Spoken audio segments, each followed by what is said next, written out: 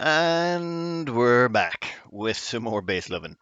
I have to clear out my mailbox because the game update's going to drop tomorrow. I think, yeah, it is the 29th, so I have to get all of the mails in my mailbox cleared out. And due to my intense laziness, some holidays, and a little bit of a minor injury, I've been a little bit lazy about getting around to these. So let's get this started with one of my favorite features here, which is this fish tank. I have always meant to build a fish tank in my base somewhere. You know, it gives that evil villain vibe when you've got a fish tank.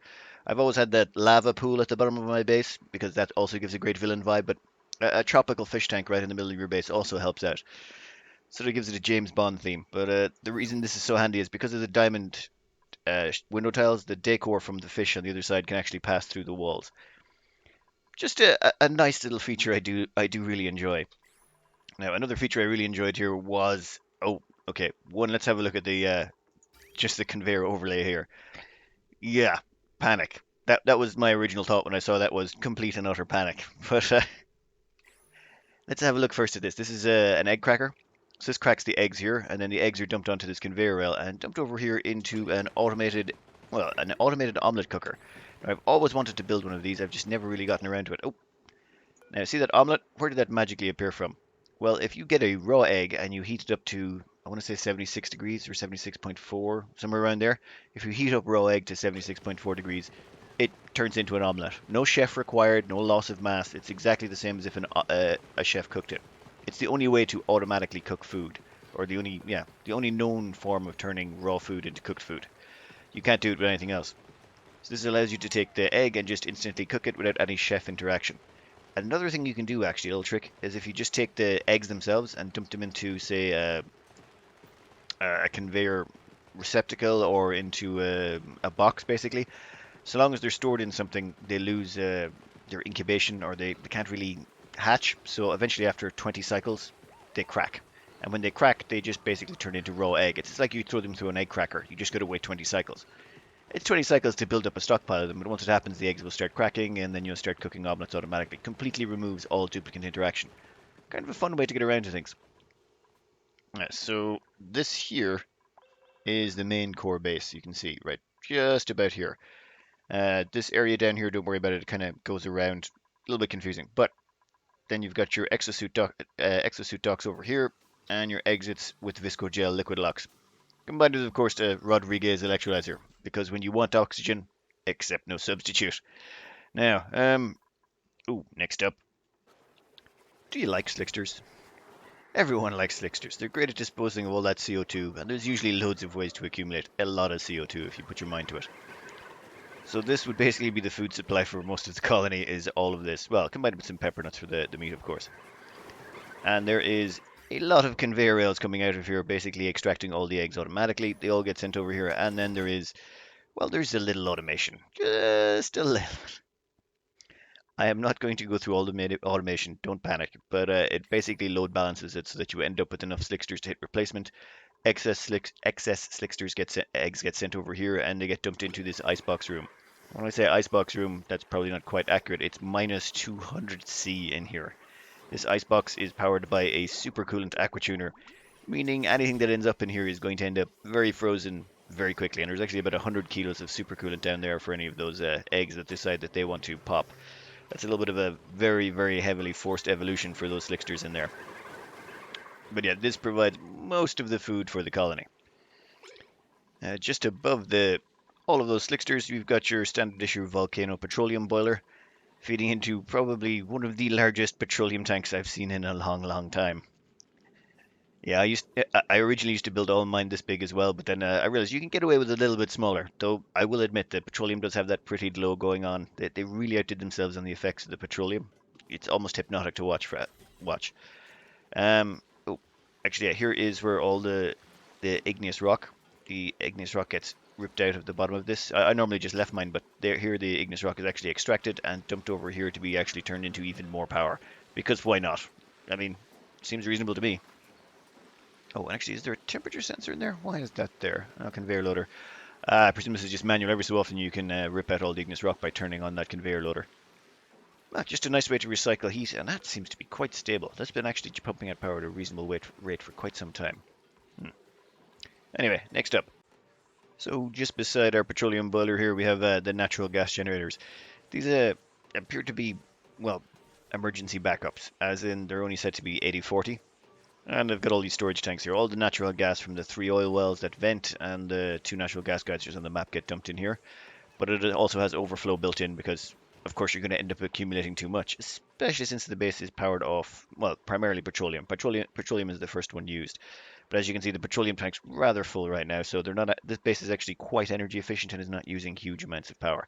Namely because everything's running. Any of the aquatuners I found have been running on supercoolants. They've all been upgraded. This is just a minor industrial brick area with plastic, glass, the usual stuff going on. But it's over here, past the kilns, that we've got the actual metal refinement.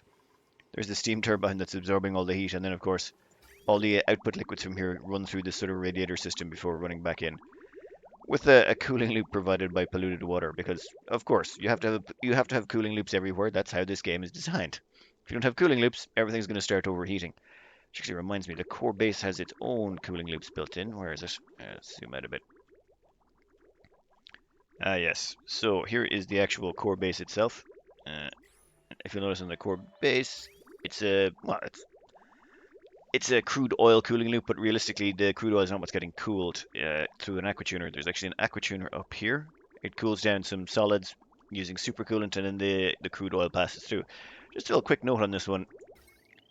The actual on-off switch for the aquatuner to whether or not it should dump cooling into this particular brick of diamond is controlled from down here. So it doesn't have to be right beside it. I normally would place mine much closer, but this seems to be working out quite well. It detects if the crude oil is above 25. If the crude oil passing through here is above 25, this just goes, yeah, turn on the aquatuner so we can dump some more chill into that box. Just a nice way of dealing with things, actually. Let's have a quick look at the plumbing. So many pipes. Beautiful. Actually, let's have a look at the power overlay while we're out here. Now, power-wise, yep, this is my type of power grid. You can see where it's split out here. There's a battery box right there feeding off loads of things, and then you've got your sort of centralized power spine going up here and going off to the right as well. But yeah, this looks like a power grid that's lived in. It's my type of power grid. Actually, there's a cutoff up here. There's a battery box there, and then there's a cutoff right here, which seems to separate the two grids. So the top half can actually survive on primarily solar up here. So you've got your solar arrays and a whole bunch of battery boxes. But so long as they don't need power from the bottom of the map, that shutoff below remains active and this thing just runs on its own. Well, it's allowed to run on its own power. And of course, you got your rockets over here. They're all automated and launching, landing, and dumping off their materials. These two ones, I'm not exactly sure what's going on. Uh, but they have astronauts in them. I think they were just, they're back for a refit, maybe? That's why there's only the command capsules left. Oh, and star map wise, this map has one half decent gas giant. You get fullerene, so one trip to this and you'll get 2 tons of fullerene, which is more fullerene than you will ever need for the rest of the game. So yeah, one trip out to that gas giant would actually be probably worth it if you need the fullerene, but otherwise, yeah, it's pretty much all local planets, so lots of steel, lots of iso resin. This will all, of course, be very heavily nerfed in the next version of the game. Oh, yeah, your liquid hydrogen and liquid oxygen setup, pretty much the standard issue, and some oxygen coming in from down here. More plug sockets. Oh, I'm going to miss those plug sockets when they're gone. They're nerfing Wheezeworts, so well, I suppose you could build the plug sockets as well, but it'll take 4 times the amount of Wheezeworts and you'll have to wild plant them. It's going to get more difficult. And there's some tropical fish just hanging out in a visco gel liquid lock. You gotta love those fish can live in anything. It's amazing. Now this is probably the most compact volcano tamer I have ever seen. It'll probably only work on gold. I'm not sure how well it'd work on copper or iron. But all it does is it just has steam in here. So it's about 70 kilos of steam per tile. When this volcano erupts, the gold lands on the ground, and then it immediately solidifies because the steam absorbs most of the heat. Steam turbine starts up and it starts, removing the heat and dumping the steam right back in. There's no removing valve or dumping steam in and out. It's just, no, all the steam that's trapped in here just immediately gets dumped back in by the steam turbine. And there is just an auto sensor, temperature sensor in here. If the temperature here goes below 125, then it starts a little bit of automation. It waits 200 seconds, and then it activates this auto sweeper to start removing the gold. So if you check this gold out here, give me the gold. Yeah, gold is 142. It's slowly dumping off heat, but it'll end up a little bit warm, but that's okay. So then it gets dumped into this conveyor loader and swept out. And you notice the automation sweeper here is actually just made of steel. Everything in here is just made of steel. Nothing too fancy. That's actually a really quick and efficient way to tame a gold volcano. I'm stealing that design idea. I'll have to do some testing, of course, at it, but yeah, that seems like a very simple and easy way to tame a gold volcano. Nice. And last but not least, we're just checking to see if there was any leftover fossil, and you can see there's one tiny piece of fossil left down here, surrounded entirely by neutronium because the game is just being mean. But yeah, every single scrap of fossil is gone and has been effectively turned into lime and then into steel. Nice, nice. Big thanks again to Suxcar for this map. Uh, it's always a pleasure to view other people's bases and see how they tackle the same problems. Oh, just a quick glance. Yep, polluted water tank, liquid clean water tank, and just one last zoom out to have a look at that base. Now that is a well cleaned out map. Anyway, thanks again, Suxcar. And next up, this base was sent in by Flavio, and it's called Basta. Now, one thing you're going to notice here, probably right off the bat, is there's quite a lot of statues down here. Now, some of you may be asking the question, why would you need this many statues? And that's never the question you want to ask in Oxygen Not Included. It's why not? So, yeah, that's a lot of statues. I think that was a very large project. This is a Cycle 5000 base, so it's been around for a while. The second thing you're probably going to notice is this lava, which goes all the way up here. It turns out there's three volcanoes on the map, and they basically, this one here pours down here, this one here pours down here, so all of these are pouring into sort of central spout. Notice this vacuum sealed walls around the outside to stop the heat transference. Little bit of heat transference around here, but not really a big deal, and it's all a vacuum in here as well. So all the magma flows right down here into this tank before flowing across down all these steps, combining with a third magma volcano before feeding into a petroleum boiler. That is probably the most heavy metal volcano setup I have ever seen. Just the size of it. They effectively, Flavio here cut the map in half just to have this sort of magma volcano dropper. And what's that? Oh, liquid gold. Something melted somewhere. Yeah, and that all goes across here through all the way down just to power this petroleum boiler down here, which I think is rather impressive. Now, there's three oil wells on this map, so plenty of oil to work with for the petroleum boiler. And then liquid storage wise, the liquid vent overpressurization trick. So you basically use, another liquid to help overpressurize it, and lots and lots of built up petroleum, lots and lots of built up crude oil.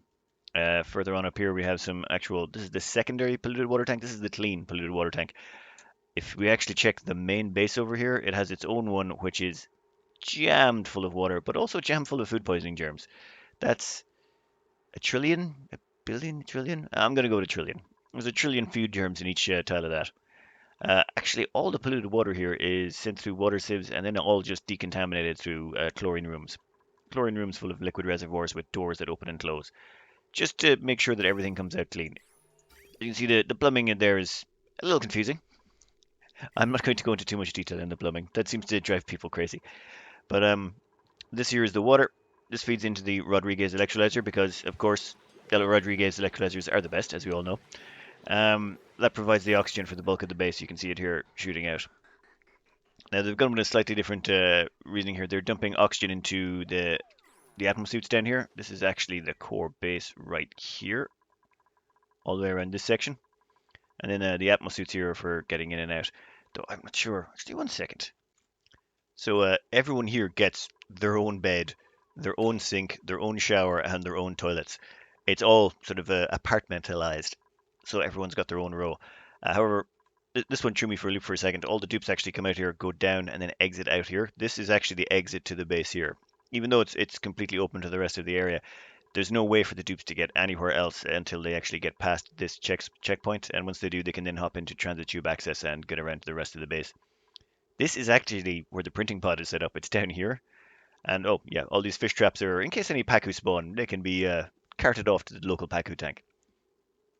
But yeah, that's a very interesting way of doing it, is having the base actually feed out, down, and around. Though the whole place is just pressurized with oxygen if you look all the way around, just oxygen everywhere. A few popped eardrums, but it could be worse. Oh, actually, all the eggs get dumped over here for the shine bugs and pufflets and all that. Now, next up, the industrial brick. Plenty of petroleum going on because, of course, they're swimming in petroleum right now. They've also got natural gas generators for overflow and backup power. And this is your industrial brick over here. Two metal refineries combined with some plastic and a rock granulator with the nice little decor floor in the middle. Yeah. Where was that farm? So this is the Sleet wheat farm over here.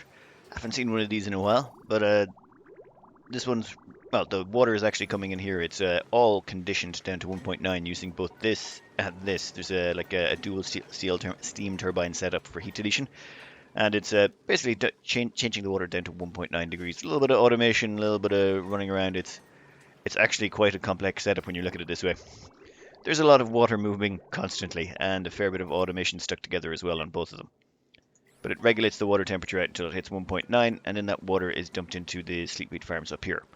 And the Sleet wheat farm's temperature, the oxygen in the room is actually regulated by some wheezworts just stuck on top of mechanized airlocks, because it works. The moment you open the mechanized airlock door, it turns off the wheezewort. The wheezewort can't actually cool anymore. This just keeps this all nice and chill, and results in an awful lot of pepper bread. What is it? 12 million calories of pepper bread.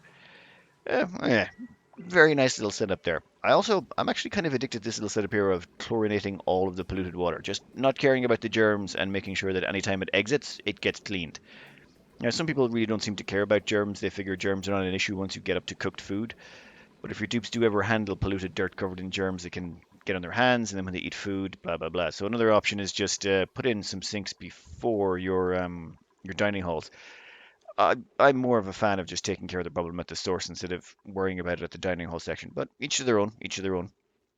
Now, as you can see, giant battery box. A few wheeze in there to make sure it all stays cool, and also it's a built-in plug socket combined with a bunch of decor. You'll actually see there's a bunch of pedestals in there with space artifacts on top of them to help out with the decor. Actually, let's have a quick look at the power grid over here. Power grid overlay. We'll zoom out a bit there. This one has an odd one for me. It's got a power spine down the side. You'll notice there's actually a power spine running up the side of the map. Almost everyone goes through the middle. I've never seen a power spine go up the side. Flavio, I salute you. You've gone down the route I've never seen anyone go before. Though I don't know how you managed to get to run that so, I mean, early enough in the game. Good job. I suppose the 5,000 cycle map. Then the rest of the most of the bottom of the map is actually just on a normal power grid, as in just the conductive wires. They're fed off of the plug sockets up here. There's just a few sub plug sockets built in. Like where is it? There's the whole one going through here. Only some of them are actually active, and I think there's a second set up the top. Yeah, there's another one over here as well. Oh wait, no, sorry, over here, feeding into everything, and of course your 3 rocket setup. Now these rockets have slightly different automation to what I'm used to. This one here is actually refueled, ready to go. Everything's all ticked green across the board, but it's not launching. The reason it's not launching is it's actually hooked up here to this, which is hooked into the space scanners.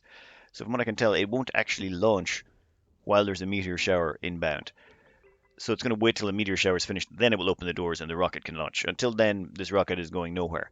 Now, I'm not sure what happens when the rocket comes back. When the rocket comes back, I'm pretty sure there will be an override in here from, or maybe not, that goes all the way across there. I think this will actually override it and open the doors automatically, but this just means that you won't launch a rocket during a meteor shower, but you will open the doors during a meteor shower if the rocket is coming back. Just a nice little touch I like. Normally I just design my rocket silos around well, just getting showered with meteors all the time, but that's a handy way to just ensure you cut down on the amount of junk that ends up. Ah, there we go. Shower is cleared, so now the doors are actually going to open and the rocket can take off.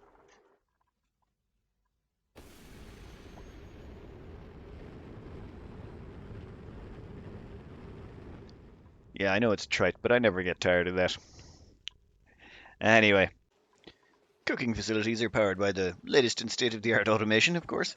Conveyor rails here bring in all the food from, well, there's some ranches over here, some stone hatches, and, well, the Sleet wheat farms as well. And all of that just gets brought over on conveyor rails and dumped in here into a conveyor receptacle, at which point it gets loaded up by the auto sweeper and they get actually, well, cooked. Then at that point, they're all dumped into the storage fridges over here. Large carbon dioxide tank full of quite a ridiculous amount of food. Just, yes, ridiculous. Oh, and here is the Great Hall, and unlike most Great Halls, it's only 3 tiles high. That's it. 1, 2, 3. double check that. Yep. Great Hall doesn't seem to mind. I didn't realize that. So, oh, actually, no, I did. I made one myself once. But yeah, it's very unusual to see a 3 tile high room, especially considering all the rest of the base is all 4 tiles high, even the floor above it. Um, and yeah, there's visco gel locks here inside the base, so the dupes are getting a little bit of sopping wet, popped eardrums, grimy, a little bit hungry. So their stress is they're getting a little bit stressed by this. So there's a little bit too many stresses going on here, in my opinion, but it seems to be working out and they seem to be stable. You can also see there's the thimble reed has been left alive around the map. I think there was where's the best thimble reed I found? Yeah, this one over here is probably the best thimble reed I've ever seen. It's walled in everywhere, and there's even a there's a pinch of pepper nut over here as well. But yeah, temperature's a little bit low on this side of the map. Actually, let's take a look at the temperature overlay on this. It should be an interesting view considering there's so much vacuum, that light blue vacuum. And for some reason, this is called hot over here. I wonder why. I don't know what happened over here to make it that hot, but I'm going to assume it's regolith. And yeah, this is the rest of the base. Look how cold that entire area is. That's all the industrial area is in there. The Sleetweed farms, pretty much most of the water processing, everything like that. The only place that's got any heat in it is the living areas, and they're just kept warm so that the dupes don't freeze to death when they're sleeping. That's probably the chilliest I've ever seen a whole map go. Though someone did say once they wanted to freeze their whole map until everything turned to liquid except for the oxygen. Nice way to go about it. Get rid of all your carbon dioxide and chlorine problems, I suppose. Anyway, I'm not going to go into too much more detail on this map. As you can see, though, they've cored out everything. I checked. There's no minerals left down here or no fossil. All the fossil completely evacuated. Very nice map. My favorite piece has still got to be that volcano. The way you've got all the magma from all the sections flowing into one area. That's just that is heavy metal. That is the kind of giant building project I just would not have the heart for. I just couldn't do it. It'd be too much effort and time. Like the huge amount of vacuum area you had to make. Yeah. Respect, Flavio. Respect. Anyway, I think we'll cut this one out here. I'll put up both the map saves with the file, so they're down at the bottom if you want to have a browse and view around these magnificent bases yourself. And hope you enjoyed, and good luck.